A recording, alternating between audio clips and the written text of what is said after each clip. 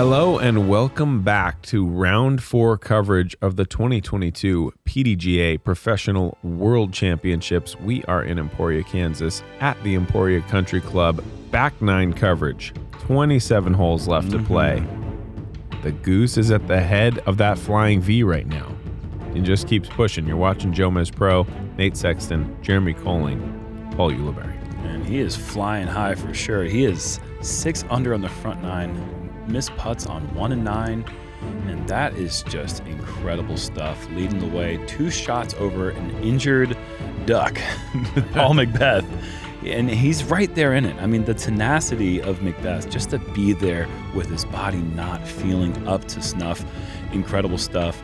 And got Matt Oram working his way up there. He's only 4 shots back with 27 to go. Still, so many things can happen. Tristan Tanner right there as well. You know, a guy who was kind of a big storyline early and has continued to be, but Gossage kind of has stolen that spotlight. Tristan saying, you know, I'm still here. I'm only 4 back. Sub 1,000 rated player. Calvin Heimburg. Yoinked. Does this have any kind of fade? I don't think it has enough, does it? What was the term in the front 9, Paul? Shumpdump. That was not a shumpdump. That was the shump part. It's where it's kind of like, it's like longer. It's like shoom. And then the doomp is real little. It doesn't come back like in the way you would want. Oh, no flex at all. What is this? I love it. It's a zone. Oh my God. Wow. Okay. Yeah, that'll work. If you have the power to get this low ceiling, this distance at 330 with a 0 speed disc, that's amazing. Yeah. Making the gap big though. Keeping himself away from those 30-foot putts that are just going to get harder and harder with the fewer holes, with less holes remaining. There's just no way anybody has a higher parked percentage right now than Aaron. There's just got to be no way. Maybe like an AB. Yeah. Would be like the only thing I could think of.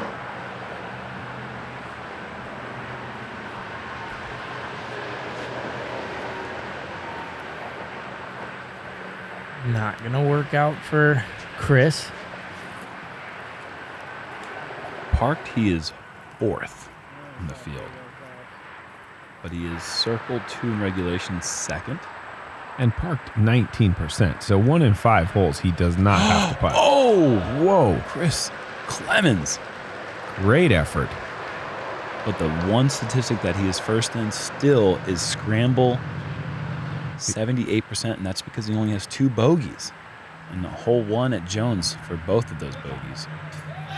Calvin tickling chains. Check out ABs for me. Let's see if I was spot on with that. Couple deep bids from these guys. Let's see what Paul McBeth can do. Man, those guys were far. Paul was far. Yeah.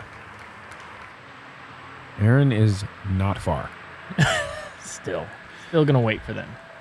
Anthony Brella, 1st in parked. Ooh, 1st in circle 1 in regulation. Respect. 2nd in circle 2 in regulation. And 4th in birdie percentage. Guy can throw.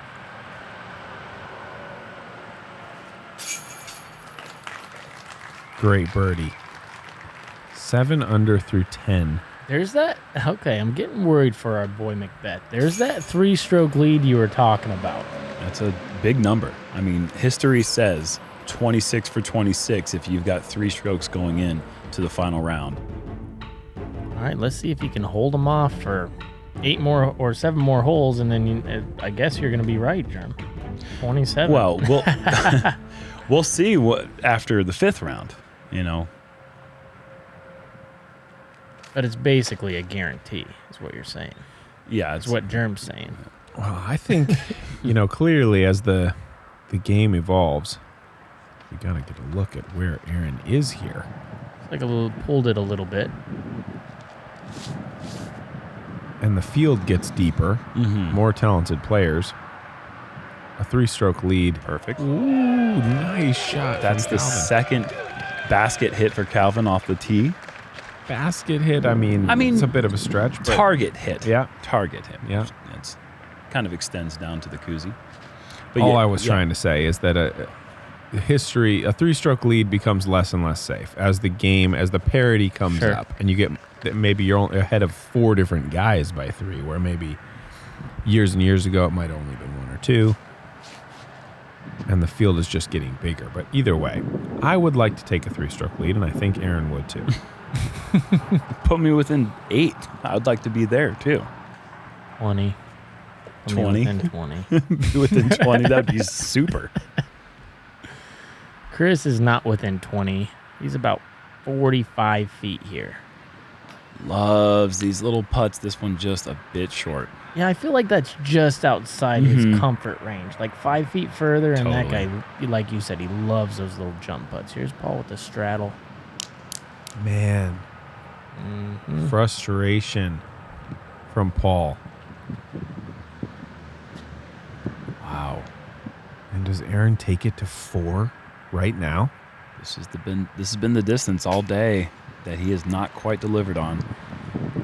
And once again, it's not a gimme by no means. First round, last round of the World Championships, no matter where that is, that's a putt that's going to be difficult, especially with the little breeze that you see. That's a solid putt right there. But if you are making those putts, if you are taking advantage of that situation, you are really telling everyone that how can you beat me? I'm making my circle's edge putts and I'm parking everything else. The only time he hasn't been putting all around was just one errant throw in hole 6. Yep. That's it. Everything else he's putting for birdie. And they've all been circle's edge or closer. It's not even like long jump putts. They're all like right there. He's throwing the disc better than anyone in the entire field. Except for AB. Good point. Hole 12. This is the risk-reward hole, if there ever was one. Yeah. Hardest hole in the course.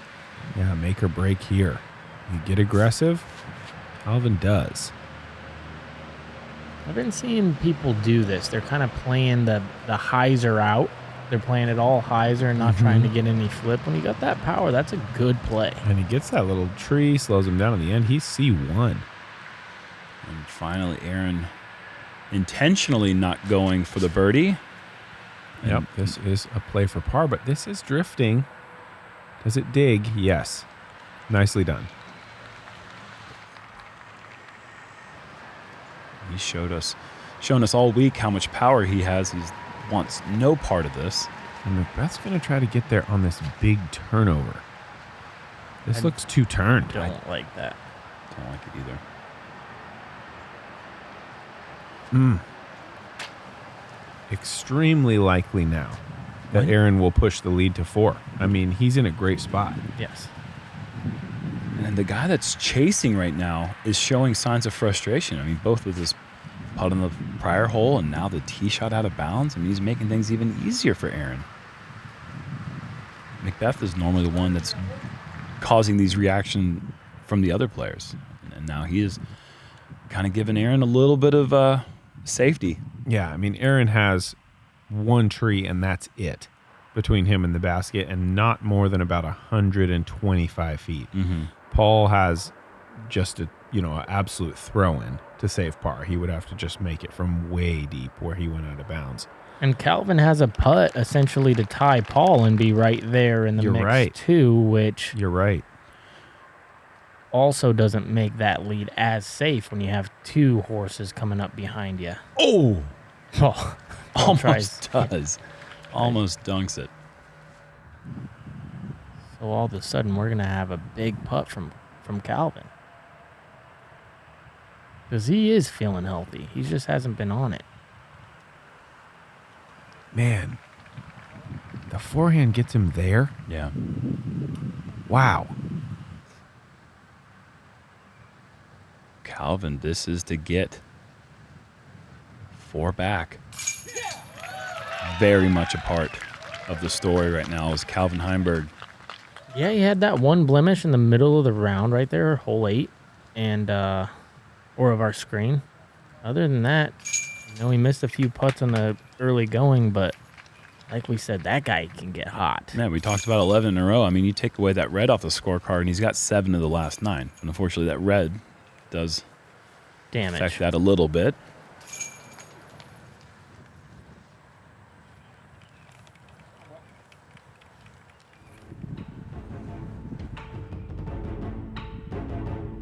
On to hole 13, par 3, 397 with OB on both sides. Closer, though, on the right. You see the cart path there. These guys are going to try to hang it out over that and then hyzer back late.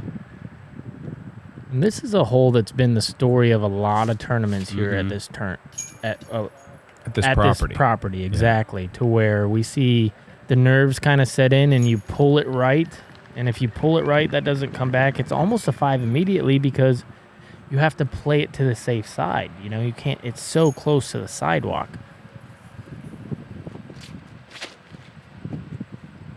Force over. That's a stable disc right there. Yeah, going with that Crystal Raptor and getting past that last bit of branch. And that's going to give him a look inside the circle for the birdie.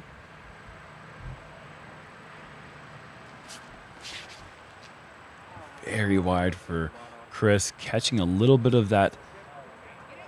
Oh, wow. Didn't do anything to the flight of the disc.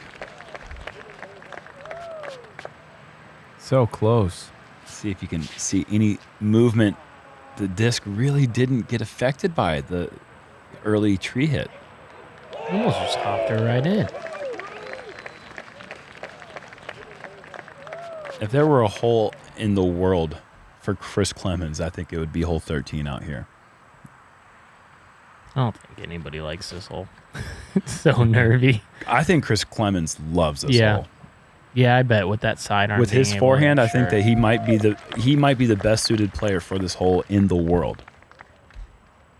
What is it about the forehand that makes it easier to hang it out? And, you know, I don't know. For me, I mean, I'm such a forehand dominant player. For me, it seems just so much easier. Way easier. I don't know if that's, but me and you are speaking from a place of bias there. Calvin with his long and left drive misses the putt. Aaron Gossage. Oh, wow. What? That was almost 40 feet. Yep. No jump needed. Perfect extension. That follow through reminds me of one Dave Felberg from back in the day. How he stops. Yeah. That guy won some tournaments. McBeth needs to make this. That's a big putt. That is a really, really important putt to make for Paul McBeth if you're in his camp. Especially after the bogey. Seeing the big putt made from Aaron. Stays within 4.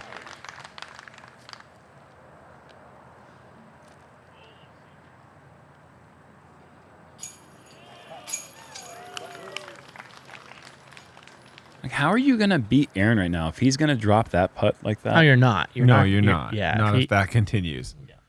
Not when he's already up 4. I mean, yeah. He's not taking any bogeys. Let's see if Ricky can write his name into the story. A little chase card check in. And we know he made this eagle. I guess it was a drive like that. Wow. Oh my word. That is every bit of 550. Doesn't like that he slipped. Is this going to get to the out of bounds? Oh, it's just fine. That's so good. Not only is that far, but that with that angle, I think it opens up an opportunity for Matteo to go for it. What does he do? No, it's just a play to the bottom of the hill. I think that's 540 or something to the pin from there. So that's a good 300 to where he was right there. Rick's going here. Oh, yeah.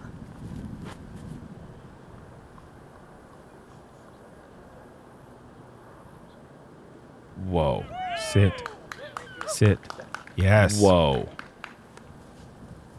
Only player in the field to eagle this the first time around. Can he do it again? Can he get another eagle? Oh, close.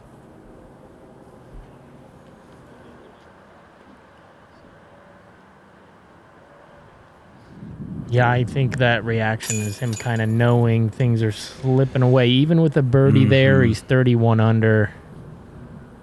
He has 4 holes left. He's going to have to get them all to even be within 4 or 5, I feel like. I mean, if you're Ricky and you're looking at the scores, you're seeing Gossage is right on pace to shoot that 10 under. He's been shooting every round, if not better. Yeah, if anything, he's ahead of pace at the moment.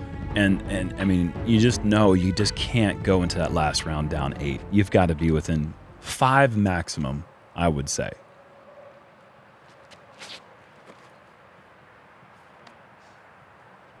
Yeah, that is how you start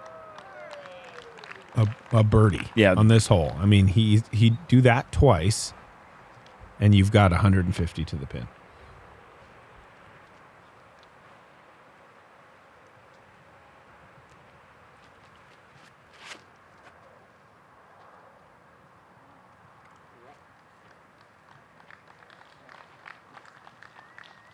Nice drive from Chris as well.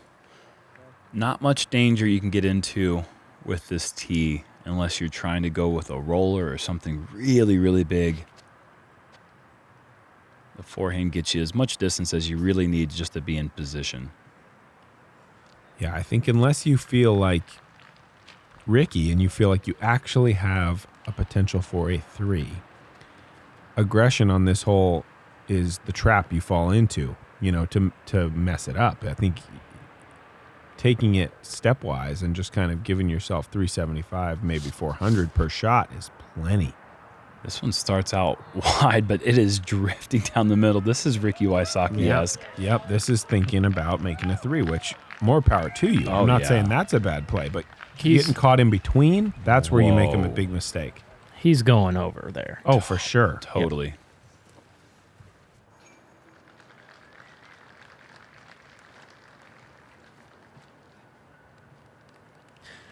Thinking about tomorrow, it doesn't matter where they stack up, unless it's like a 7-8 stroke lead or something. But going into 14, 15, 16, 17, 18, I mean, what a cool finish. Yeah. So many big numbers can happen on every single one of them. Two-stroke swings on every single one of them. Yeah. Yes. I mean, that is just going to be so exciting. So much pressure.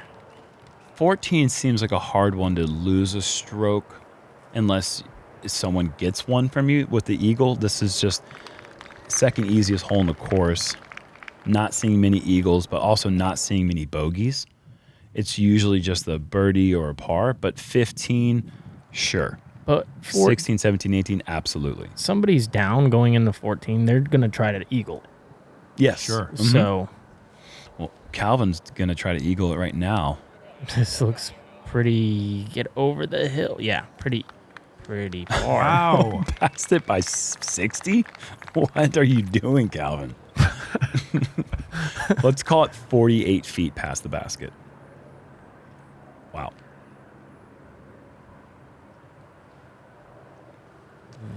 Very good.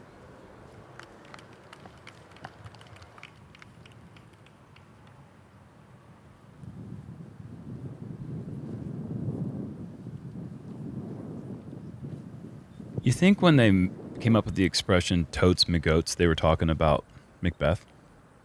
Totes McGoat? Is that? Where's the Aaron totes come from? Because he's just totally always doing it. Okay. Aaron Gossage is good. Aaron left it a little short there, if I'm not mistaken. Yeah, a little. All right, Calv. See if he can steal an eagle from hole 14. And much like my failed joke, a swing and a miss. They happen, man. They happen. At least Calvin was brave enough to try. Aaron, downhill 33 feet. Big mistake. I mean, he was in perfect position. Yeah. That's not the kind of shot you'd expect to make a mistake on, and not even 200 feet.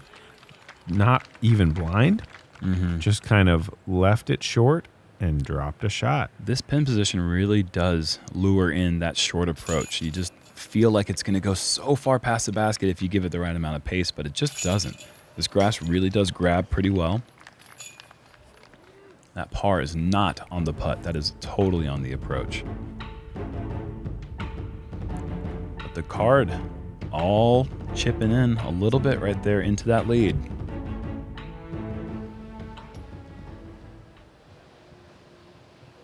Big forehand coming up. Does that have enough? It doesn't look like it to me. Yeah, it's borderline. Enough-ish, yeah. Borderline. Good dig.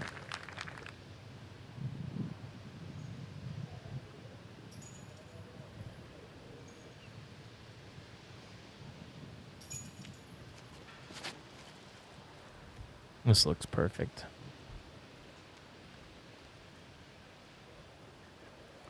Bullseye coming up.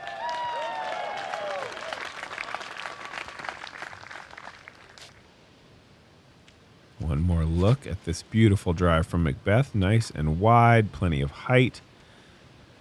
Gives that tree a wide berth and the easy little skip and curl to about 10 feet.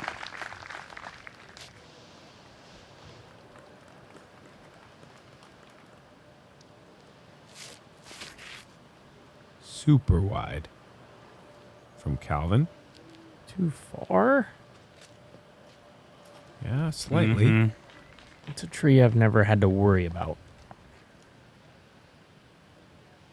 It's like you want to really get around that first initial tree. Yeah. But the wider you go, that back tree definitely does come into This looks really good. Perfect. play. Even better than Paul's. Wow. Yeah, those are the putts he needs. Really, there's no such thing as better than Paul's unless you're in the basket because they're both parked. But beautiful shots. Oh, he threw two. He said, "You think that it's not better than Paul's? Watch this. I'll throw two of them." That was pretty cool.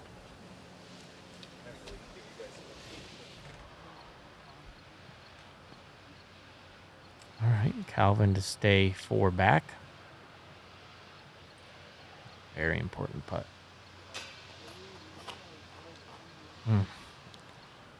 Quite a few of those today. Not just missed putts low, but just missed opportunities. And I feel like this one's just to have a glimmer.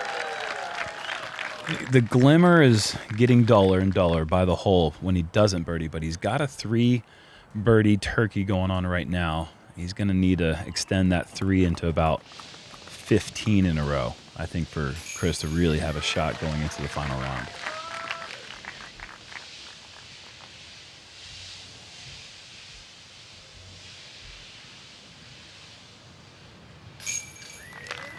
I mean, I don't know that it's that dire. If Chris Birdie's out right now, It's right there. it all depends. Clearly, Aaron could as well. Let's do a run in it with Bushnell. Check out hole 16. Distance to the basket, 320. 312 water carry. Let's watch Ezra Robinson with the backhand floater. Ooh, climbing the hill. Brother of tour winner Isaac Robinson and one of the Pacific Northwest's finest, Scott Withers. Also a bullseye.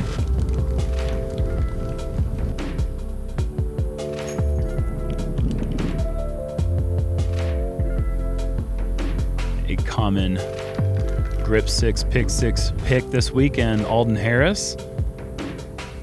A great European player Lauri Leitonen.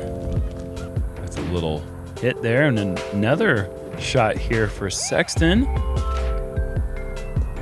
Oh my gosh, everyone's drawing a little piece of the koozie.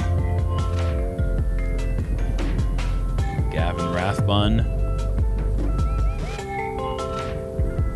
Boom shakalaka. Yeah. Give it to me, he says. Gotta see it again. Awesome shot. We heard the cheers all through the course on this one. World's ace, man. Incredible stuff. Start using Bushnell official data in your own game. check out the link in the description or go to bushnell.com/disc golf. Look at him run up there. And I didn't even see this yesterday in our scores, but I got to give a shout out to Andrew Presnell, who aced hole 8 at Jones Supreme. 423-foot turnover. Backhand turnover. That is just very, very much worth calling out. Now that we know everything we need to know really about hole 16, this is another one of those for sure two-strokers.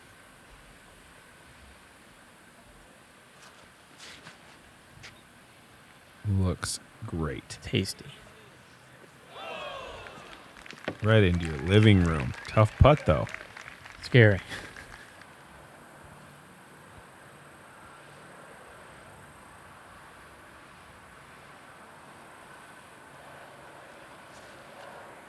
Ooh. Paul, No way. this might be the first time I've ever seen Paul miss the island. That's tough. It didn't really seem like it had a chance at any point out of his hand. Huge moment here.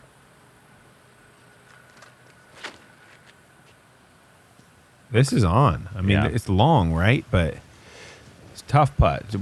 He might even lay that up. Why would you not? Yeah, There's I think no way he probably goes for would. that, yeah. The way that he's putted from that range today, he's made one nice one back on 13, but he's had 3 other misses putting at the water. Yeah, it's a perfect time to lay up. Closest competitor is about to take a bogey.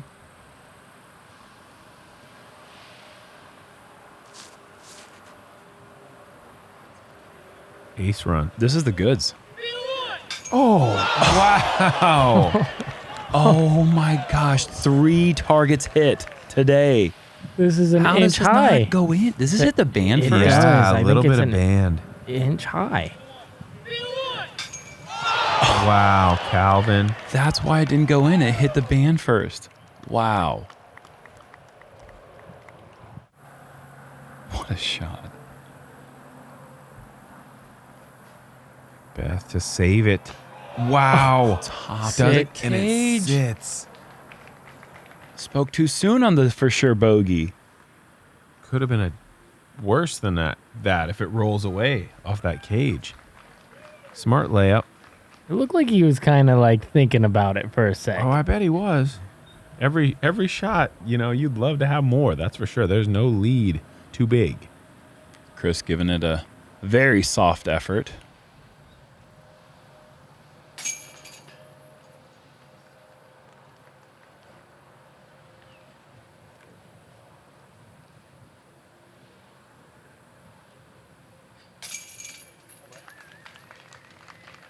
Did what he had to do. Yep, took his time. I like to see that even from a short distance like that.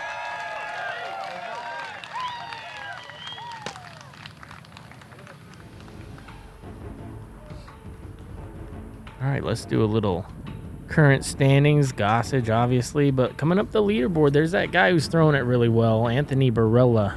Matt Oram, though, making a move for that lead card.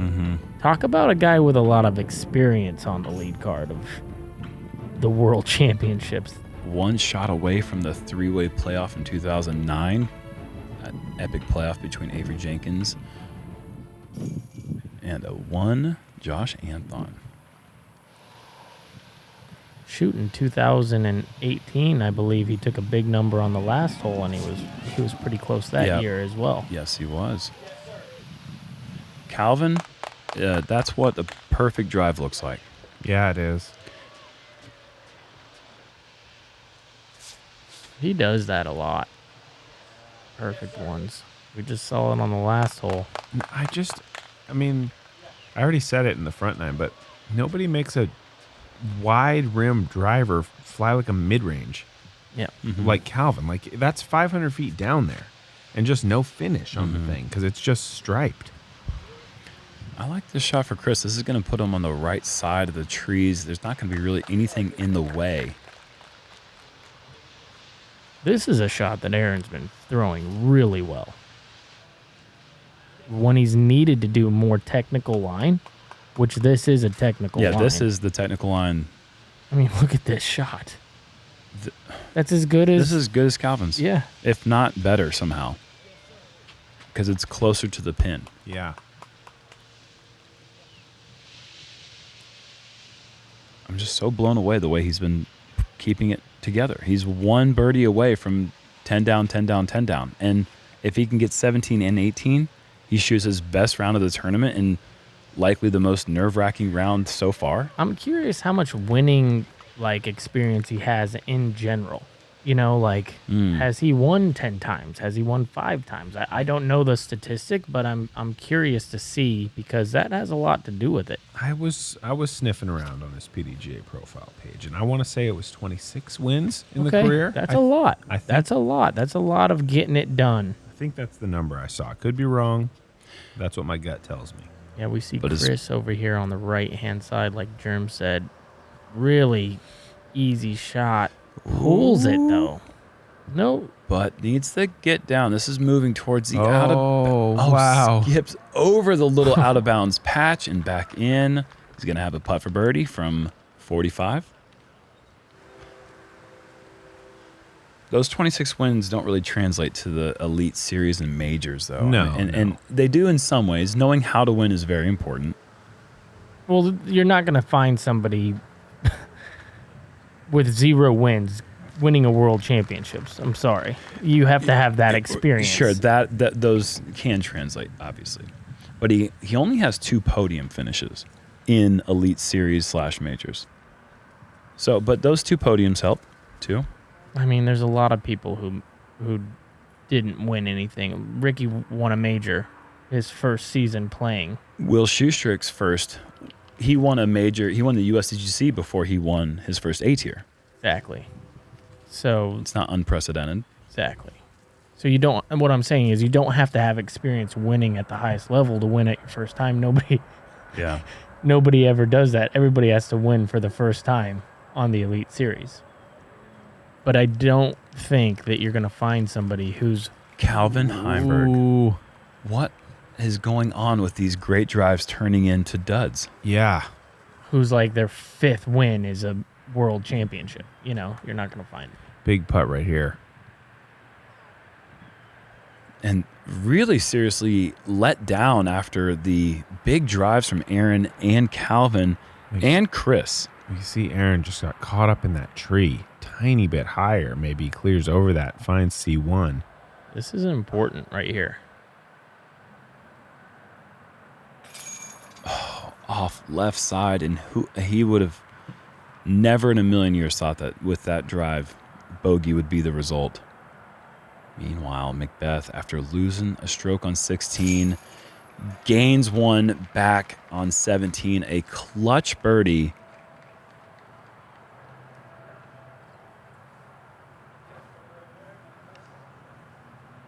At no point has it felt like McBeth was doing anything great this round.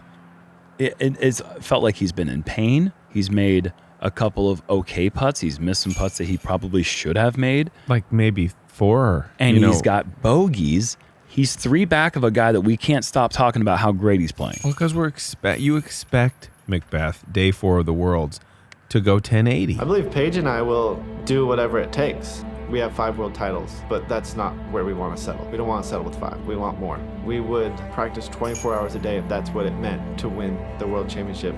You know, we're willing to do that. We're willing to sacrifice so much because we've already sacrificed so much, you know, to get the 5th. But we'll sacrifice more to get the 6th, the 7th, the 8th, the 9th. We have that same mindset, and we're just going to continue to push and push and push and push. When you first sign up for a PDGA membership, you're given a PDGA number. Your PDGA number is a stamp for when you got involved in the sport. It's a badge of pride for players and a part of your disc golf identity. Get your number today. Visit pdga.com/join. Chase card check-in from gatekeeper Matt Orm, 7 down on the day. Back here on the 15th, and you know this is only going one place. C1. Perfect shot.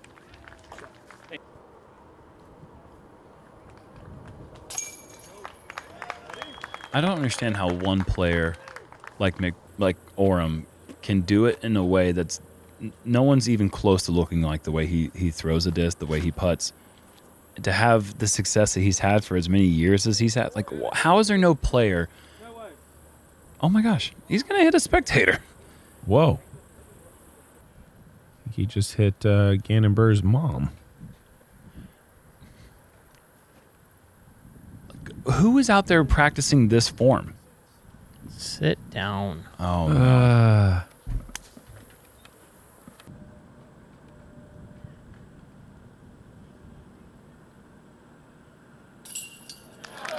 Solid. Potentially lead card worthy performance there. 34 under. Keep that number in mind as we watch these guys come down the final hole. Hole 18, par 4, 691. Got to clear the water to start. You'd like to just go straight and far. Not too far, though. I mean, there is OB in the back if you're really a big arm, but you'd just like to set yourself up with some kind of tunnel shot to the basket or a big hyzer over the top. The play is to hit Gannonbur's mom's foot. That was a perfect drive. Let's not do that. Uh-oh. This is looking great. Yeah, it's phenomenal. It's so much power on all hyzer. Do you guys think that might be a little too close to that right side and maybe hem him up a little bit? I don't or is think that you can perfect? put McBeth in the position where he can't find some way out of it. I don't think he's too close. I think he can see the basket from there. I think you can definitely see the basket from where this is going. Big advantage, I think, for Clemons. Just being left in this hole, having all hyzer, as much room as you possibly could ever want out left. Also, big advantage if you've got the forehand power that this guy possesses. Yeah, does he push this beyond? Well, I know the first time we saw him, he threw it a little inside and went out of bounds. So this was a great correction, in my opinion. Yeah. Smart shot. Powerful shot. Most likely a forehand hyzer approach coming for Aaron.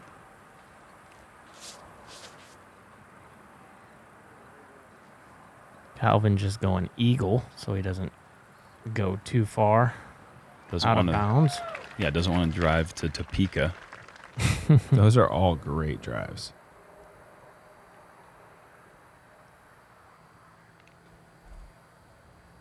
Curious to see if Chris has the hyzer low line here. It looks like he does have a mid-range in his hand. Yeah, this is tough. Very difficult approach for a lefty, especially going down the straight line. That sidearm, I mean, the big backhand hyzer is there, but it's very scary with the slope going left to right.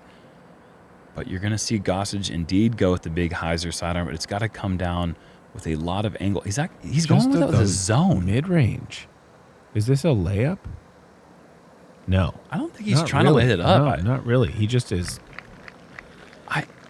that that kind of guy. He's just that kind of guy. That is so ambitious with the zone to try to go hyzer that high at that distance, 330. Now, I know this looks easy, but this is so technical, what Paul has to do here to get, see, it's just so hard to get something that low with a turn, but don't turn it so much that you clear the hill and ride down to the water. Exactly. Like we saw Maddie do. Yeah. So those guys have some serious. And Calvin, another opportunity. Perfect drive, unable to hit the gap. It's just been a weird day, I think, for him. So McBeth and Gossage have serious decisions to make. They were like right at that, kind of have to go for it. Aaron doesn't. I don't think Aaron will think twice about it. He might lay up so fast that our cameras won't even catch it. Is he that far? I don't know, man. Paul's laying up. Wow. So Aaron, I thought Paul might have been closer than Aaron, but Oh, yeah, he's pretty far back. You're not. that's not that far. It is when you've got a 3-stroke lead. Yeah, it's a mile. Yeah, you lay that one That's up. a nice layup from Every a mile. Based it. Game's changing, Nate. It sure is. Okay, bunch of pars. Not expecting that. Letting the second and third card kind of leak back into it. And Matt Oram, remember, 34. So Chris Clemons is going to be heading down a card. And it looks like Matt is going to be the guy to take his spot. Okay. Aaron Gossage, folks. He is leading the World Championships, and he's doing it by 3 strokes. And what a sigh of relief he can breathe right now, in this moment at least. The pressure will come back for him, but he's got a chance now to kind of just take that deep breath, and job well done for sure. The pace is just extraordinary. 10 under around out here on these courses with all the out of bounds that can be reached. The man has 2 bogeys through 4 rounds, and they're just on the same hole. Everything else, birdie, par. He's given himself opportunity after opportunity. McBeth 3 back, Matt Oram 5, Calvin Heimburg 5. The other players in chase card, they've got some work to do. Nate Sexton, you're in the top 10. Another great world so far for you, my friend. I think 18 down tomorrow puts me right in the hunt. For 3rd or 4th. No, playoff. If Aaron goes 9, I go 18. Ooh, boy. Extra innings. I'll tell you what. I want Aaron to get some sleep tonight because he's going to need it. I think the whole lead card might not sleep that well tonight. That's a tough lead to sleep on. I can't wait to see what happens tomorrow. It is going to be incredible. Our next coverage for you guys is going to be next day live. It's finally here. It's going to happen. Yeah. Sunday. You mean After- you can't edit out my mistakes? No mistakes allowed. Oh, no.